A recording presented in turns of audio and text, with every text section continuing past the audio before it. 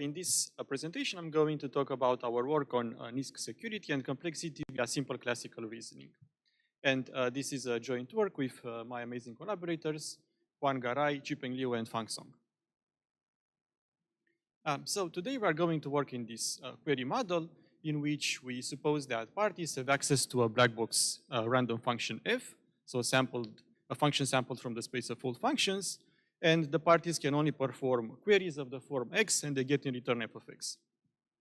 And then the parties are trying to solve a particular problem by just querying this random function. And in this model, we are saying that the complexity of the algorithm is given solely by the number of queries performed to this black box function.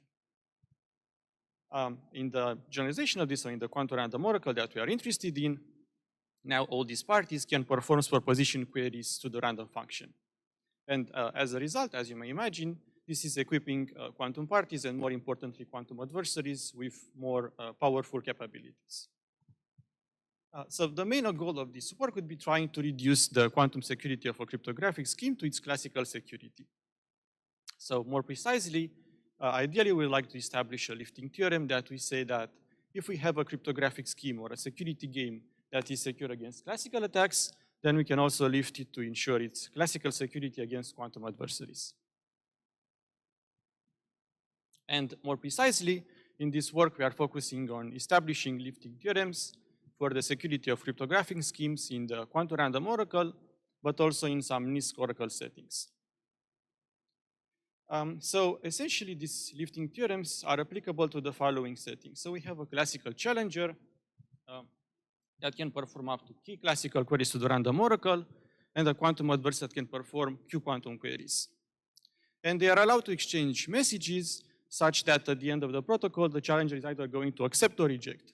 And we say the adversary has won this cryptographic game if it resulted in the challenger accepting. So this notion of lifting theorem was originally introduced by Yamakao and Zandri as a tool that enables lifting security from the classical random oracle to the quantum random oracle.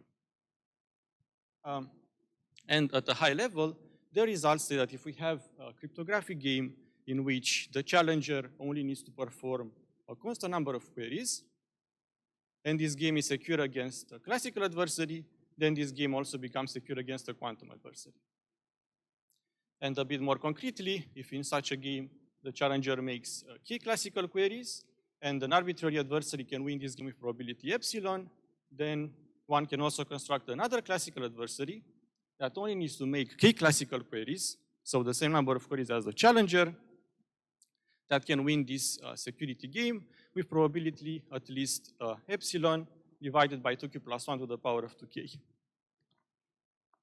So now our main result focus on establishing some stronger lifting theorems in the random oracle, but also some novel lifting theorems in NISQ models.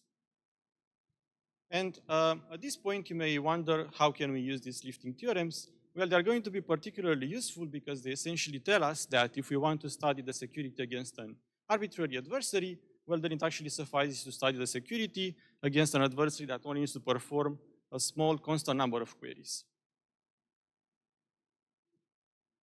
So now a bit more concretely, our main quantum improved lifting theorem says the following. Suppose the challenger in this game performs k classical queries. Then for any quantum adversary making q quantum queries, we can construct another quantum adversary that can perform only k quantum queries, so the same number of queries as the challenger, that can win this game with probability, at least the probability of the arbitrary adversary, divided by this quantity over here in red. And now, as mentioned, this is going to be particularly useful because it essentially tells us that if we want to study the security of a cryptographic scheme against an arbitrary adversary, well, actually it just suffices to study the security against the adversary B that only performs k quantum queries. But additionally, we also study lifting theorems in NISQ models. And particularly, these NISQ models can be summarized as follows. So on one hand, we consider the noisy oracle setting, in which we say that a quantum adversary performs quantum queries to some oracle, to some noisy oracle OP, parameterized by some probability P. And this noisy oracle with probability P, it simply measures the input and the output register. So therefore, the query becomes classical. And with probability 1 minus P, this query is just completely quantum. We also consider hybrid quantum adversaries. So adversaries that are equipped with both classical and quantum resources. And finally, we also look at bounded depth algorithms. So quantum adversaries that have a bounded quantum depth. And for all these NISQ models, we establish novel quantum lifting theorems.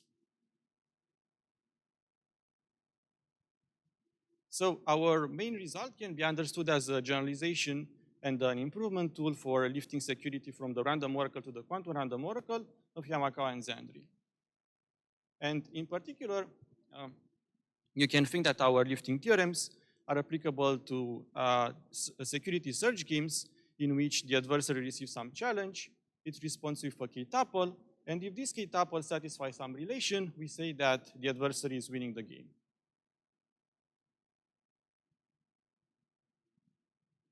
So the most basic example that you can think of right now is the function inversion.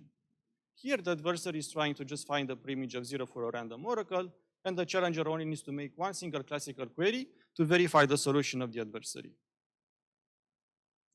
And now, if we compare the two results, so our lifting theorem with the Wiser lifting theorem, we actually notice that we can get an improved lifting theorem, reduction loss, so an improvement over the bound by a factor of k factorial squared. And it is this improvement factor that will enable us to explore some new tighter results, including non-uniform security, multi-instance security, and novel direct product theorems. So to better understand the comparison between the two lifting theorems, it is going to be helpful to again look at this basic problem of function inversion. So now if we plug in this problem into the YZ lifting, then we notice that it tells us that for any quantum adversary performing Q quantum queries, it can find a preimage with probability roughly order of Q squared divided by n, which we know it's a tight bound due to Grover. However, if we move on to the generalization of this problem, the key function inversion, that is asking us to find key distinct inputs of the image 0, then if we plug in the YZ lifting theorem, then we are only going to get a bound, which is going to be a factor of k to the power of 2k away from being optimal. However, if we plug in the same problem into our lifting theorem, then we actually recover the result that such an algorithm can solve this problem with probability at most t squared divided by n to the power of k, which we actually know it's a tight bound. But another important advantage of these lifting theorems is that they allow us establishing quantum security and complexity results by just purely classical reasoning. So what do I mean by this?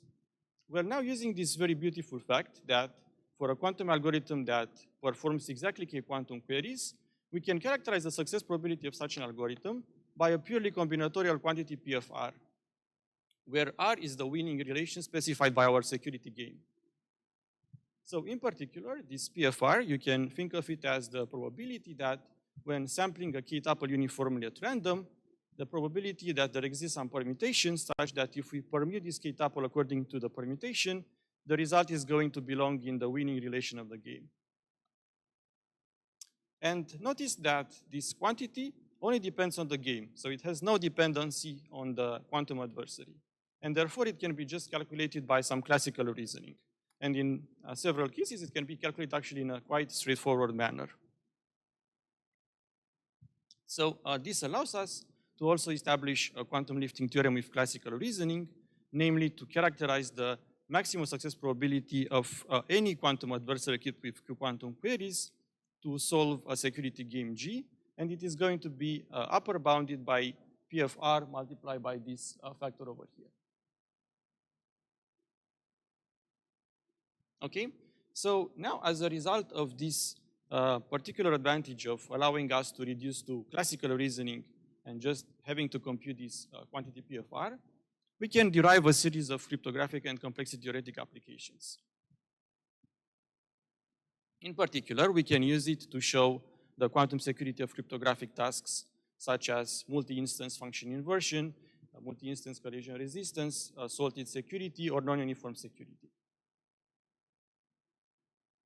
But we can also use it to establish the first direct product theorem in the average case, so in the quantum random oracle, while previously only worst case quantum direct product theorems were known. So what is this direct product theorem? Well, a direct product theorem allows us to establish the hardness of solving G-independent instances of a security game or of a problem, each associated with an independent oracle. And the adversary in this game has the total cumulative number of resources, so has G times Q quantum queries. So in particular, our quantum direct product theorem states that for any adversary equipped with G times Q quantum queries with the total cumulative resources, the success probability of solving all G-independent instances of a security game G is going to be upper bounded by this right-hand side here, which again only depends on PFR, on the number of queries, and on the size of the solution. And in particular, this direct product theorem is interesting on its own, but it also allows us to derive almost in a straightforward manner non-uniform security of salting, where essentially non-uniform refers to the setting in which parties can do some heavy computation on the offline stage and use it to attack the protocol in the online stage. And salting is a generic method that prevents non-uniform attacks against hash functions. So in particular, this allows us to derive the maximum success probability against an adversary equipped with Q quantum queries and also S bits of classical advice to solve the salted game.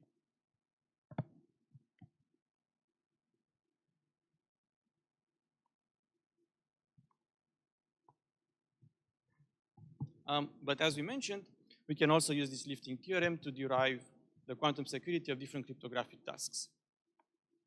So in particular, we can use it for establishing the hardness of multi-image inversion, which is asking us to find k different preimages for k different images. Multi-collision finding, which is asking us to find k different preimages of the same image. And multi-search, which is a special case asking us to find k different preimages all mapping to 0. That is a problem useful in the context of proofs of work. But we can also use it to establish the quantum hardness of problems in computational complexity theory. And here a very basic example is the free sum problem that is asking us to find free preimages that map to free images that sum up to 0. So at the heart of our new lifting theorem lies a new measure-and-reprogram technique called coherent reprogramming. And you can think of it that essentially this coherent reprogramming is able to improve the adaptive reprogramming on the quantum random oracle on multiple points by several works of Don et al. And in particular, it yields some tighter reprogramming bounds. So DFMS had this very nice observation that if one carefully measures k out of q quantum queries of an algorithm, then the measurement outcomes are going to correspond to the outcome of the algorithm with not a too bad probability, namely with a multiplicative loss of order q to the power of k. So in our approach, what we do is that our main observation is that now, instead of just directly measuring these algorithms query one by one, we are going to add them into a separate register. In other words, we are going to measure this query in a coherent fashion. So what this gives us, well now, with the help of an additional controlled reprogrammed oracle query that we need to introduce, we can now progressively reprogram the oracle and at the same time run the quantum algorithm with this updated oracle. And what this buys us, well now since we are only going to measure all these reprogrammed inputs as an unordered set at the very end of the protocol, rather than just measuring them in their order as DFMS does, one by one, we are now going to achieve a reduction in loss by a factor of k factorial squared, which is exactly coming from this unordered versus ordered set of reprogramming inputs. And this ability to coherent measure and reprogram gives us all the improvements in our work. So here I just want to set this notation that for a reprogrammed oracle that on input X outputs Y, and on any other input just behaves as the original oracle. So we are going to use this HXY notation.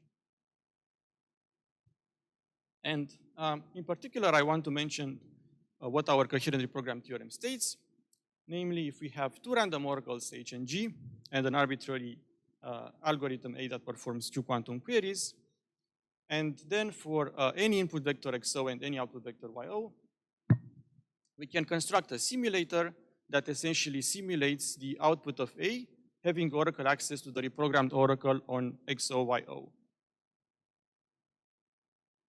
And the success probability of this simulator is going to be at least the success probability of the algorithm A divided by this quantity over here. And so similar to the comparison between our lifting theorem and the YZ lifting theorem, our coherent reprogramming also improves the previous reprogramming by a factor of k factorial squared. So as I mentioned at the beginning, our second main result also focuses on establishing some lifting theorems in different NISQ models. So here we consider the noisy oracle, where the algorithms have oracle access to this noisy oracle OP. Hybrid algorithms, algorithms equipped with classical and quantum resources, and bounded depth algorithms. And for all this, we establish some novel lifting theorems, where the key is that for this, we need to introduce a novel measure and reprogram specifically adapted for hybrid algorithms. And these are the resulting lifting theorems in all these NISQ settings.